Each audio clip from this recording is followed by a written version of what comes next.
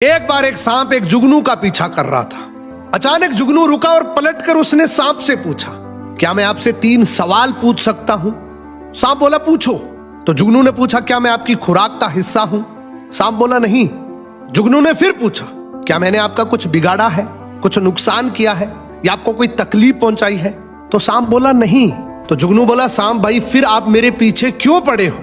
क्यों आप मुझे मारना चाहते हो? तो जो सांप ने जवाब दिया उससे एक बहुत बड़ा मैसेज मिलेगा। सांप बोला, मुझे तेरे से कोई लेना देना नहीं, बस मैं तुझे चमकता हुआ नहीं देखना चाहता। दोस्तों, ये सिर्फ सांप और जुगनू की बात नहीं है। हमारे अपने समाज में, हमारे आसपास में ऐसे बहुत से लोग मिलेंगे जिन्हें हमारा नुकसान करने में, हमें नीचा दिखाने में, हमारी बेइज्जती करने में, हमारी बुराई करने में कोई खास वजह की जरूरत नहीं होती। वो बस हमें चमकता हुआ नहीं देखना चाहते। एक बार एक सांप एक जुगनू का पीछा कर रहा था। अचानक जुगनू रुका और पलटकर उसने सांप से पूछा, क्या मैं आपसे 3 सवाल पूछ सकता हूं? सांप बोला, पूछो। तो जुगनू ने पूछा, क्या मैं आपकी खुराक का हिस्सा हूं? सांप बोला, नहीं।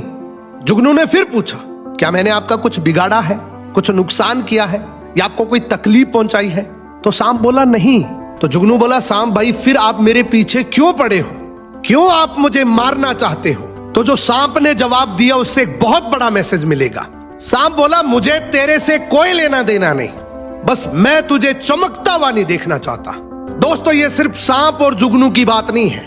हमारे अपने समाज में, हमारे आसपास में ऐसे बहुत से लोग मिलेंगे जिन्हें हमारा नुकसान करने में, हमें नीचा दिखाने में, हमारी बेइज्जती करने में, हमारी बुराई करने में कोई खास वजह की जरूरत नहीं होती।